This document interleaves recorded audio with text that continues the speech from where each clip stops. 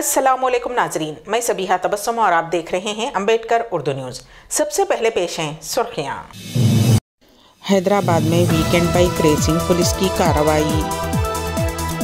दीनी मदरसे के तलबा को ज़दोकोब करने वाले पुलिस मुलाजिमीन को फौरी मुअत्तल किया जाए, चीफ मिनिस्टर से मौलाना मोहम्मद हुसामुद्दीन जाफर पाशा का मुतालबा। तेलंगाना में नंबर प्लेट पर टीएस के बजाय टीजी लिखवाने वालों को महकमे ट्रांसपोर्ट की वार्निंग। और महाराष्ट्र में सदर राज नाफिज करने अमित शाह की कोशिश, संजय राउत का सनसनीखेज बयान। और अब खबरों की तफसील। शहर हैदराबाद में वीकेंड बाइक रेसिंग करने वाले नौजवानों के खिलाफ पुलिस ने सख्त कार्रवाई की है। रायदुर्गम पुलिस स्टेशन के तहत नॉलेज सिटी के करीब रात देर गए कुछ नौजवान खतरनाक स्टंट करते हुए बाइक रेसिंग में मसरूफ़ थे। पुलिस ने बरवक्त कार्रवाई करते हुए रात के वक्त 10 बाइक सवारों को गिरफ्तार किया। उनके पास से 10 रेसिंग बाइक भी जब्त कर ली गई और इस सिलसिले में मुकदमा दर्ज कर लिया गया। शहर में बढ़ती हुई बाइक रेसिंग की वजह से रास्ते से गुजरने वाले लोगों को मुश्किलात का सामना करना पड़ रहा है। ये ख़तरनाक करतब न सिर्फ नौजवानों के लिए बल्कि दीगर राहगीरों के लिए भी ख़तरे का बाइस बन रहे हैं। पुलिस का कहना है कि इस तरह की सरगर्मियाँ शहर में अमन व अमान को मुतासिर कर सकती हैं और उसके खिलाफ सख्ती से कार्रवाई की जाएगी। अवामी हिफाजत को मद्देनज़र रखते हुए ये ज़रूरी है कि नौजवान अपनी तवानाई मुस्बत सरगर्मियों में सर्फ करें और ऐसे ख़तरनाक हुनर से परहेज़ करें। हज़रत मौलाना मोहम्मद हुसामुद्दीन सानी आकिल जाफ़र पाशा ने मदरसे दारुल उलूम सिद्दीक़िया शांति नगर लालागुड़ा सिकंदराबाद से मुताल्लिक़ पुलिस के फ़िरक़ा परस्ताना रवैये और तुलबा व नाज़िम मदरसा को हिरासा व परेशान किए जाने के वाक़े पर अपना शदीद रद्द-ए-अमल और एहतजाज किया है। मौलाना जाफ़र पाशा ने कहा कि पुलिस की जानिब से उस मदरसे के बाज़ तुलबा को तलब करना और उन्हें ज़दोकोब करना और उनसे मदरसे में दहशतगर्दी की तालीम दी जा रही है कहकर जबरी तौर पर बयान लेना यह मुकम्मल समझा व मनसूबाबंद अंदाज का काम है। सिकंदराबाद पुलिस की इस गैर जमहूरी और शरपसंदाना रवैये से मुसलमानों और दीगर अमन पसंद अवाम में शदीद बेचैनी फैल गई है। मौलाना जाफ़र पाशा ने कहा कि मैंने बहुत दिन कबल ही ये बात कही थी कि रियासत तेलंगाना में कांग्रेस बरसर इख्तिदार आई है लेकिन फ़िरक़ा परस्त ओहदेदार बरकरार हैं। वज़ीर आला तेलंगाना रेवंत रेड्डी जब तक इन फ़िरक़ा परस्तों पर कड़ी नज़र नहीं रखेंगे रियासत के किसी भी हिस्से में भी अमन व अमान की बरकरारी पर सवालिया निशान ही रहेगा। मौलाना जाफ़र पाशा ने कहा कि इत्तलात के मुताबिक इस वाक़े को हुए 3 दिन गुजर चुके हैं लेकिन उन पुलिस वालों की शरंगेज़ हरकत के ख़िलाफ़ क्या कार्रवाई की गई है इसका अवाम को इल्म ना हो सका। ये मालूम करना भी निहायत अहम और ज़रूरी है कि उस पुलिस स्टेशन के जिन पुलिस वालों ने ये शरपसंदाना हरकत की है आखिर उसके पीछे किसका दिमाग कार फरमा है। तेलंगाना महकमे ट्रांसपोर्ट ने मोटरसाइकिल सवारों के लिए एक अहम वार्निंग जारी की है जो अपनी पुरानी गाड़ियों की नंबर प्लेट्स में तब्दीली कर रहे हैं। हाल ही में तेलंगाना हुकूमत ने टीएस को टीजी में तब्दील करने का हुक्म जारी किया है जिसके बायस कुछ गाड़ी मालिकीन अपनी नंबर प्लेट्स में टीएस के बजाय टीजी लिखवा रहे हैं। महकमे के हुक्काम ने इस मामले पर वजाहत देते हुए कहा कि टीजी सीरीज़ सिर्फ उन नई गाड़ियों पर लागू होगी जो नोटिफिकेशन के इजरा की तारीख के बाद ख़रीदी जाएंगी। अगर कोई शख्स अपनी पुरानी गाड़ियों की नंबर प्लेट पर रियासती कोड टीजी तब्दील करता है तो उसे छेड़छाड़ तस्वुर किया जाएगा। महकमे ट्रांसपोर्ट ने सख्ती से ऐलान किया है कि उस अमल में मुलविस अफराद के खिलाफ कानूनी कार्रवाई की जाएगी। इस वार्निंग के ज़रिए महकमे का मकसद लोगों को क़वानीन की पासदारी की अहमियत से आगाह करना और गैर क़ानूनी सरगर्मियों से रोकना है। अवामी आगाही के लिए ये भी ज़रूरी है कि वो अपनी पुरानी नंबर प्लेट्स में तब्दीली के हवाले से क़ानूनी तकाज़ों का ख्याल रखें। हैदराबाद के इलाके अंबरपेट में एक खौफनाक वाक़या पेश आया जिसमें एक मुअम्मर जोड़े 78 साला लिंगा रेड्डी जो कि रिटायर्ड बैंक मुलाजिम थे और उनकी 72 साला बीवी उर्मिला देवी को उनके घर में बेरहमी से कत्ल कर दिया गया। ये जोड़ा अपने G+4 मकान के ग्राउंड फ्लोर पर मुकीम था। पुलिस के मुताबिक उनकी नाशें खून में लथपथ और मस्क शुदा हालत में उनके घर से बरामद हुई। पुलिस का कहना है कि ये वहशतनाक कत्ल 17 अक्टूबर को किया गया था। ताहम उसका इल्म आज हुआ जब रिश्तेदार उनके घर पहुंचे और दरवाजे पर कई बार दस्तक देने के बावजूद कोई जवाब ना मिला। फ़ौरन पुलिस को इत्तला दी गई जिसके बाद पुलिस और सुराग रसां टीम मौके पर पहुंची। सुराग रसां टीम ने जाए वारदात का मुकम्मल मायना किया और शवाहिद इकट्ठे किए। मकतूल जोड़े की नाशें पोस्टमार्टम पोस्टमार्टम के लिए मुर्दाखाना मुंतकिल कर दी गई हैं।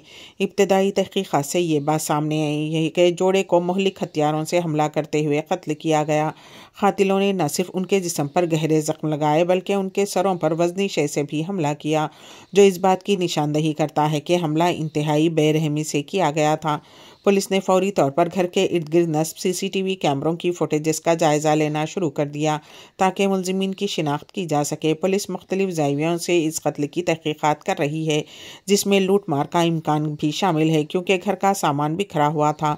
ताहम पुलिस इस इम्कान को भी मद्देनज़र रख रही है कि शायद इस जोड़े को किसी ज़ाती दुश्मनी या रंजिश की बिना पर कत्ल किया गया हो। ताहम हतमी नतीजा CCTV फुटेज और मज़ीद तहकीकात के बाद ही सामने आ सकेगा।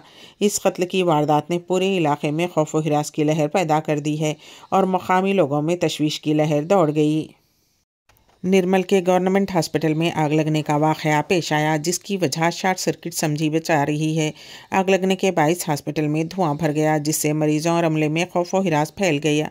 ये वाक़या इतवार की दोपहर पेश आया जब दूसरी मंजिल पर आग की शिद्दत बढ़ गई और धुएं ने पूरे इलाके को अपनी लपेट में ले लिया। इस खतरनाक सूरत हाल के पेश नज़र मरीजों को फौरी तौर पर महफूज तरीके से मुंतकिल किया गया। इत्तला मिलने पर पुलिस फ़ौरन मौके पर पहुंच गई और फायर ब्रिगेड के अमले को तलब किया गया। फायर ब्रिगेड ने आग बुझाने का अमल शुरू किया और जल्द ही शोलों पर काबू पा लिया। खुशकिस्मती से उस वाक़े में किसी भी किस्म के जानी नुकसान की इत्तला नहीं मिली, जिस पर हॉस्पिटल के ज़िम्मेदारों ने राहत की सांस ली। मज़ीद तफसीलात का इंतज़ार है।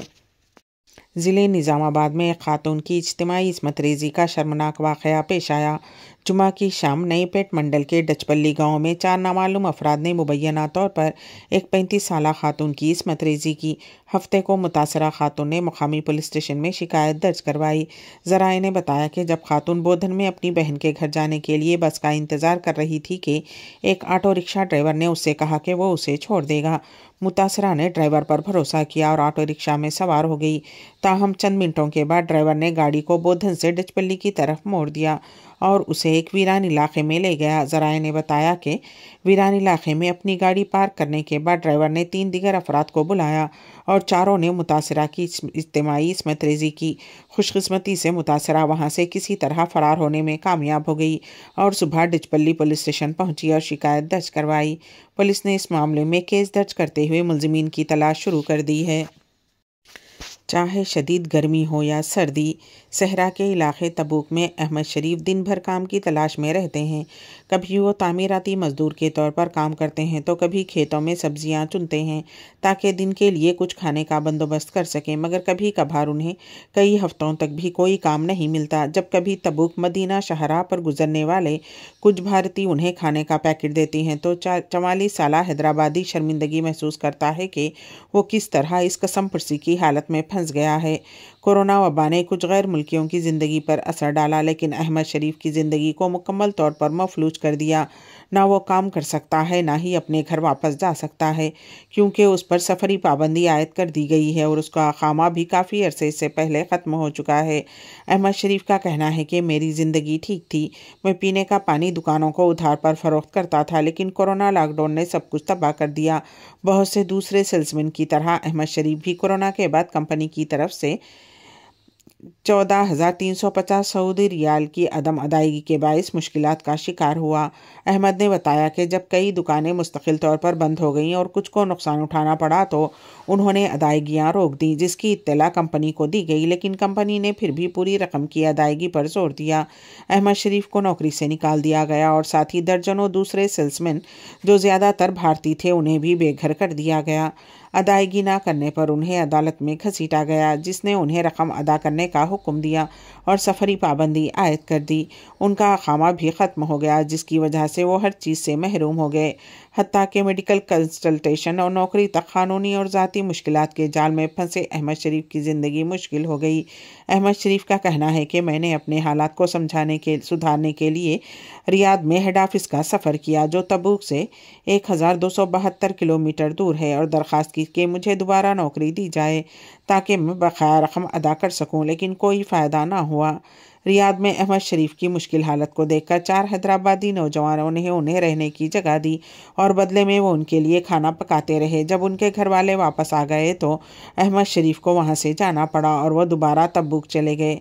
अहमद शरीफ अब तकरीबन 7 साल से अपने घर वापस नहीं जा सके और अपनी इकलौती बेटी से मिलने का ख्वाब देखते हैं, जिसे पैसों की कमी के बायस अपनी पढ़ाई छोड़नी पड़ी।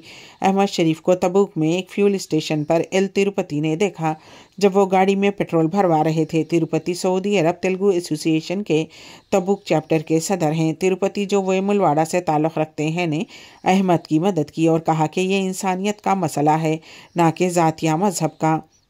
इस तरह श्रीनिवास और डॉक्टर सुरेश भी अहमद शरीफ की मदद के लिए पेश हैं।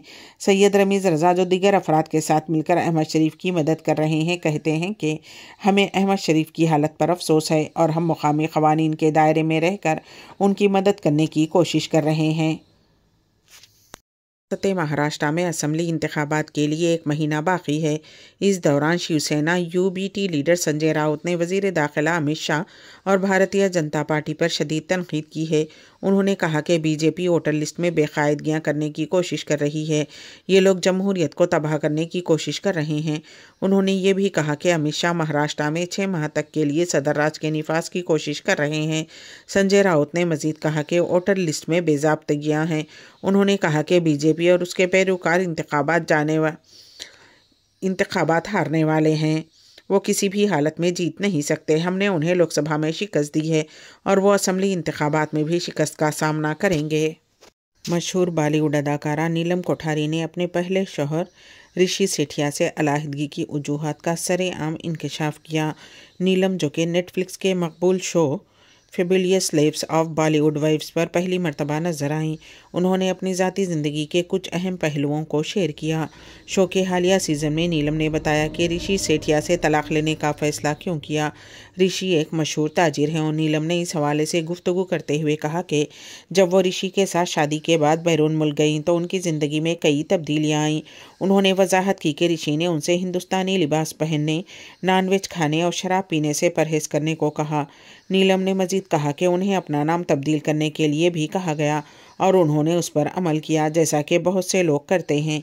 ये भी याद रहे कि नीलम और गोविंदा की जोड़ी ने बॉलीवुड में अपनी ख़ास पहचान बनाई थी और नीलम की कहानी ने एक नई रोशनी में शायकीन के सामने उनके माजी को पेश किया है। इस इंकशाफ ने शो की मकबूलियत में मज़ीद इजाफा किया है। रियासत उत्तर प्रदेश के जौनपुर ज़िले में बीजेपी के कौंसलर तहसीन शाहिद के बड़े बेटे मोहम्मद अब्बास हैदर ने पाकिस्तानी लड़की से ऑनलाइन निकाह किया। ये शादी लाहौर में तय थी, लेकिन वीज़ा ना मिलने के बायस दोनों ने ऑनलाइन निकाह का मुनफरिद फैसला किया। तहसीन शाहिद ने अपने बेटे की शादी के लिए लाहौर की रिहायशी लड़की अनलीब जोहरा का इंतखाब किया था, ताहम दुल्हे को वीज़ा नहीं मिल सका। इस दौरान दुल्हन की वालदा राना यास्मीन जैदी की तबीयत ख़राब हो गई और उन्हें पाकिस्तान में ICU में शरीक करवाया गया, जिसकी वजह से हालात मज़ीद बिगड़ गए। इन मुश्किलात के पेश नज़र शाहिद ने ऑनलाइन निकाह करने का फ़ैसला किया। जुमा की रात शाहिद बारातियों के साथ एक इमाम बाड़े में जमा हुए, जहाँ ऑनलाइन निकाह की तकरीब मुनक़िद हुई। दुल्हन के रिश्तेदार लाहौर में मौजूद रहे और तकरीब में शामिल हुए। हैदर ने उम्मीद जाहिर की है कि उसकी अहलिया को जल्द ही बग़ैर किसी मुश्किल के हिंदुस्तानी वीज़ा मिल जाएगा। इस मुनफरिद तकरीब में MLC ब्रिजेश सिंह परचू और दीगर कायदीन भी शरीक हुए और दुल्हे और उनके अरकान ख़ानदान को मुबारकबाद पेश की। अम्बेडकर उर्दू न्यूज़ के इख्तिताम से क़ब्ल दोबारा सुर्खियों पर एक नज़र। हैदराबाद में वीकेंड बाइक रेसिंग, पुलिस की कार्रवाई। दीनी मदरसे के तलबा को ज़दोकोब करने वाले पुलिस मुलाजिमीन को फौरी मुअत्तल किया जाए। चीफ मिनिस्टर से मौलाना मोहम्मद हुसामुद्दीन जाफर पाशा का मुतालबा। तेलंगाना में नंबर प्लेट पर TS के बजाय TG लिखवाने वालों को महकमे ट्रांसपोर्ट की वार्निंग। और महाराष्ट्र में सदर राज नाफिज करने अमित शाह की कोशिश, संजय राउत का सनसनीखेज बयान। इसी के साथ ही अम्बेडकर उर्दू न्यूज़ यहीं पर इख्तिताम पजीर होती हैं, तो दीजिएगा सबीहा तबस्सुम को इजाज़त। अल्लाह हाफिज़।